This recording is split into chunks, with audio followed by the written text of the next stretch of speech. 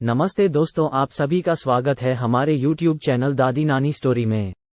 दोस्तों, कहानी शुरू करने से पहले अगर अभी तक आपने हमारे चैनल को सब्सक्राइब नहीं किया है तो चैनल को जरूर सब्सक्राइब करें।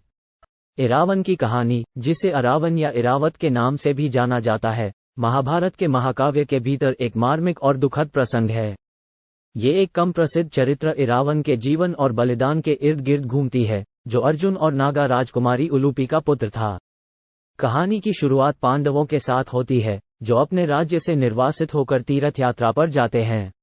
अपनी यात्रा के दौरान वे राजा चित्रवाहन द्वारा शासित मणिपुर के क्षेत्र में पहुंचे। राजा की बेटी राजकुमारी उलूपी तुरंत अर्जुन के प्यार में पड़ गई और उसके सामने शादी का प्रस्ताव रखा। अर्जुन ने अपने एक विवाह के व्रत से बंधे होने के कारण विनम्रतापूर्वक उसके प्रस्ताव को अस्वीकार कर दिया।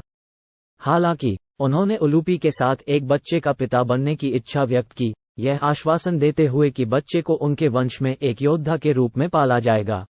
उलूपी इस व्यवस्था के लिए सहमत हो गई और उनका मिलन फलीभूत हुआ, क्योंकि उसने एक बच्चे को जन्म दिया। इस प्रकार पांडवों के महान वंश और नागाओं की रहस्यमय शक्तियों को विरासत में प्राप्त करते हुए इरावन का जन्म हुआ। जैसे जैसे इरावन बड़ा हुआ, उसने युद्ध में असाधारण कौशल का प्रदर्शन किया, अपने पिता अर्जुन के समान वीरता और शारीरिक कौशल दोनों में। वर्षों बाद जैसे ही महान कुरुक्षेत्र युद्ध सामने आया, इरावन ने अपने पिता के साथ शामिल होने और पांडवों के साथ लड़ने की इच्छा व्यक्त की। अपने बेटे की मार्शल क्षमताओं से वाकिफ अर्जुन ने अपने शिविर में इरावन का स्वागत किया, उसे अपना आशीर्वाद और मार्गदर्शन दिया।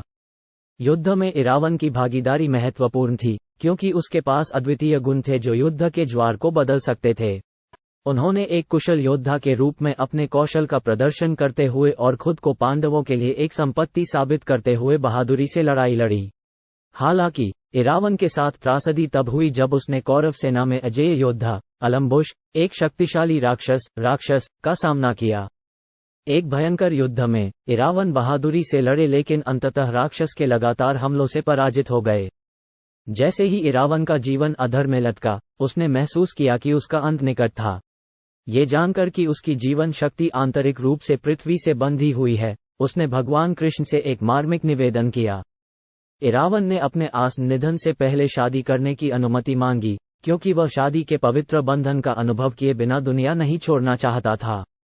इरावन के अनुरोध के महत्व को समझते हुए और उसकी दुर्दशा से द्रवित होकर भगवान कृष्ण ने मोहिनी का रूप धारण किया, जो एक सुंदर जादूगरनी थी। इस रूप में कृष्ण इरावन की दुल्हन बनी और उनका विवाह एक भव्य समारोह में हुआ। शादी का उत्सव बहुत ही धूमधाम और आनंद के साथ आयोजित किया गया था, जिसे देवताओं, ऋषियों और पूरी पांडव सेना ने देखा था। इरावन ने अपने भाग्य को पूरा करने से पहले एक संक्षिप्त क्षण में ही विवाह के आनंद का अनुभव किया। जैसे ही इरावन एक बार फिर अलम्बुश का सामना करने के लिए तैयार हुआ, उसने भगवान कृष्ण से वरदान मांगा। इरावन ने अनुरोध किया कि उसके बलिदान और बहादुरी को भविष्य के समय में याद किया जाए और उसका जश्न मनाया जाए, और उसे संपूर्ण महाभारत युद्ध को अपने सामने प्रकट होते हुए देखने का सौभाग्य दिया जाए। उनके अनुरोध को स्वीकार करते हुए भगवान कृष्ण ने इरावन को आशीर्वाद दिया, ये सुनिश्चित करते हुए कि उनके नाम और वीरतापूर्ण कार्यों को हमेशा सम्मानित और स्मरण किया जाएगा।